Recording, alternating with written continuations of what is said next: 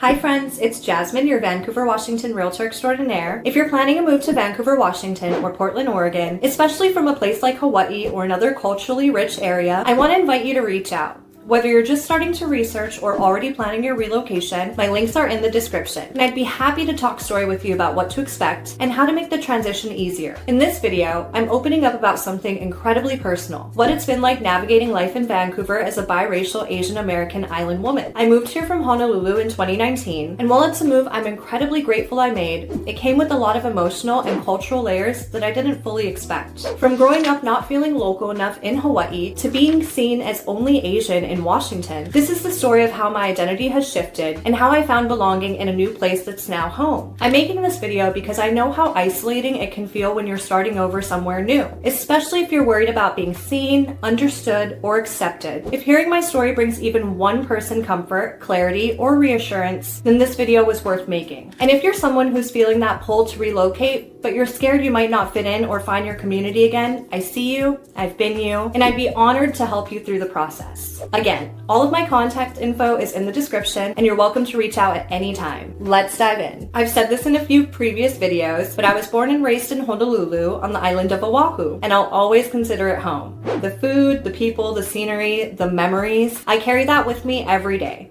But at the same time, growing up there wasn't always easy. I didn't always feel like I belonged. My mom is Caucasian, and she's the one who raised me. She spoke with what I'd call a pretty heavy Californian American accent, and because of that, I do too. But in Hawaii, we speak Pidgin.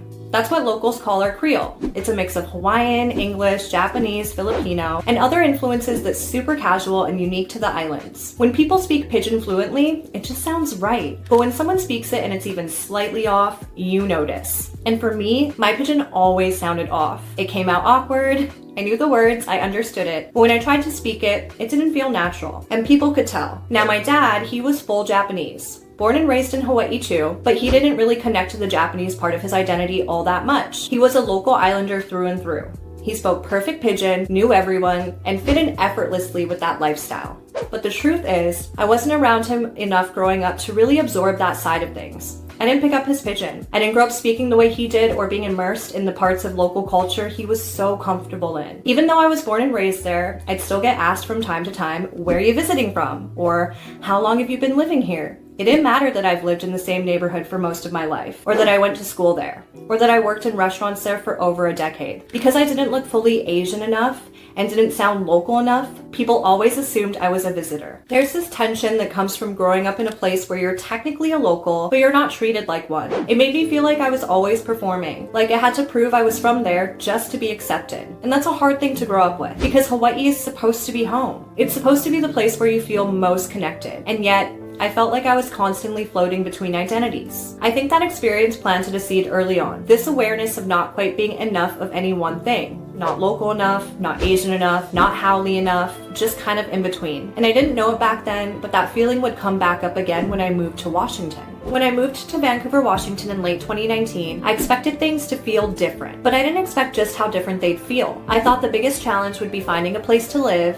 adjusting to the weather, maybe getting used to a new pace of life. But one of the biggest shifts I experienced wasn't logistical, it was internal. It was identity. Back in Hawaii, I often felt like I was being seen as not quite local enough. Even though I was born and raised there, people questioned me constantly. I was used to hearing haole, a term for foreigners, usually white people. And I got that label a lot, whether it felt accurate or not. But when I got to Vancouver, it was the complete opposite. For the first time, people saw me and immediately identified me as Asian. There wasn't any hesitation. No one asked if I was from California. No one called me haole. It was just, oh, she's Asian. And that shift was jarring. It felt like a total flip in how I was perceived. At first, I didn't know how to handle it. I'd spent so much of my life feeling like I wasn't Asian enough, and suddenly, people were viewing me only through that lens. And I'm proud to be Asian, deeply. But being biracial and coming from Hawaii means that identity is layered for me. It's not just one thing, and I wasn't used to having strangers assign me a label so quickly. Shortly after I arrived, I started working at a restaurant. It was right before the pandemic, and when things reopened during COVID, I'll never forget this one customer who looked at me and blamed me for the China virus. It was such a painful and offensive moment. I had heard of things like that happening to people elsewhere, but to experience it firsthand, it hit differently. It wasn't just ignorance, it was hostility, and it reminded me of how vulnerable I really felt being in a new place, far from home, from everything familiar. But I don't want that moment to be the the only story I tell, because the truth is, it's not the full story. Since living here, I've also had people show genuine interest in who I am and where I come from. I've had clients and neighbors ask thoughtful questions about Hawaii, about my culture, about the way we grew up. And most of the time, those conversations come from a place of curiosity and respect. That means the absolute world to me. And something I've noticed over time, especially in the last few years, is that Vancouver is slowly becoming more diverse. I see more Asian families at the park, more Islanders at community events, more Asian-owned businesses opening up. And that feels comforting. It's not just that the demographic is changing, it's that the energy is shifting too. There's a little more space now, a little more representation, a little more visibility. One of the most surprising things I experienced after moving here was realizing that I had an accent. I didn't think I did. I mean, I speak English, right? But people here would ask me to repeat things, or they'd look confused when I said something that was completely normal back home. It wasn't just my tone or cadence, it was the vocabulary. In Hawaii, we mix in a lot of words that come from Asian and Hawaiian culture without even thinking about it. Like I'd say shoyu instead of soy sauce, or slippers instead of flip-flops, or even just small phrases like try wait or pow already. Here, those words feel out of place. People don't know what you're talking about unless you really explain it. And that's fine. I don't expect people in Washington to speak like folks from Oahu, but it did make me a little self-conscious at first. You don't really realize how deeply your language is tied to your identity until you're in a place where no one speaks like you. It's more than just words, it's rhythm, it's comfort, it's shared understanding. Back home, I didn't have to explain myself. People just got it. There was this built-in shorthand in how we spoke,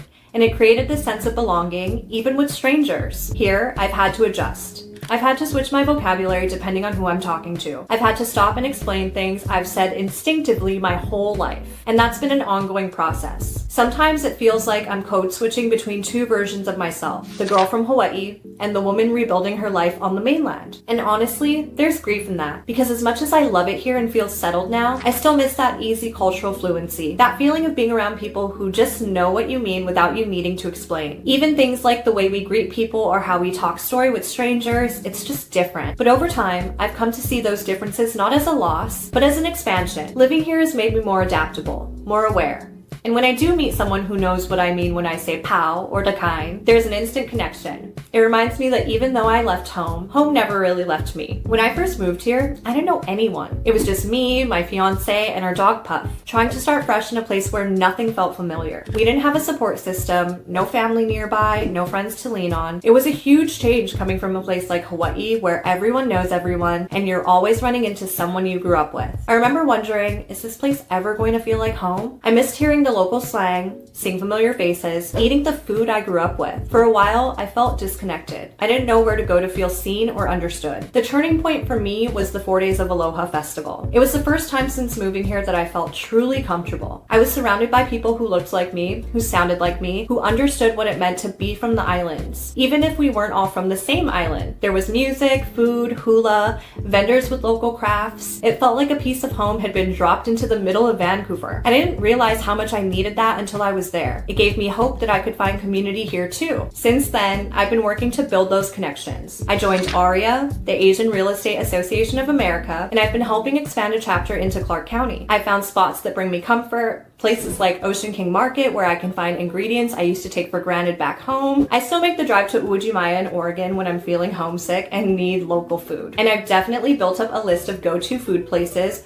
Rakuzen Ramen, The Noodle Bar, Young's Korean Kitchen, Ding Tea, Daiso, and Husubi's Poke Shop, which have become a community favorite. They may not replace the spots I had back in Hawaii, but they fill in some of the gaps, and that matters. And over time, I've met some amazing people here who've helped me feel more rooted. Building those friendships has been one of the most rewarding parts of this journey, and it's a reminder that community isn't just something you find, it's something you grow into. Vancouver is ever-changing. I've noticed more diversity, more Asian-owned businesses, more cultural events. It feels like there's space now. Space to show up as I am, space to grow, and along the way, I've made lifelong friends, people from all different backgrounds who welcome me with open arms. It's not Hawaii, and I wouldn't pretend it is, but it's a place where I've been able to build a life that feels meaningful. It's the first place that really feels like mine, and that's something I'll never take for granted. I've had several clients, especially those relocating from Hawaii or other culturally rich places, ask me what my experience has been like here. Some of them are excited about the move, but nervous about leaving behind their community. Others are worried they won't feel that sense of connection they had back home, where everyone knows someone and people genuinely look out for each other. And I get it. I really do. Because I felt all those same things when I first moved here. That fear of losing your roots, that worry of not being seen or understood, that homesick feeling of leaving behind not just a place, but a lifestyle, a rhythm, and a shared understanding. When they ask, will I feel at home in Vancouver? I always tell them this. I think so. I really do. It won't happen overnight, and it might feel unfamiliar at first, but this is a place where community exists. You just have to give it time to reveal itself. Vancouver has neighborly energy, that small town warmth, even though it's growing. People here are kind. They're open. They're curious about where you're from. And more often than not, they're willing to listen and learn. That's not to say you won't ever feel like an outsider. It happens. But what I found is that those moments are far outnumbered by moments of connection. I've had deep conversations with clients, made close friendships, and felt embraced by people from all kinds of backgrounds. Vancouver may not have the exact flavor of community you're used to back home, but it has heart, and you can build something really beautiful here. And that's honestly why I do what I do, because I know how hard it is to take that leap. I know how confusing and overwhelming it can feel to start over, especially when your roots run deep somewhere else. If I can be a guide for someone else the way I wish I had one when I moved, that means everything to me. I'm not just helping people buy houses. I'm helping them find belonging in a new chapter of life.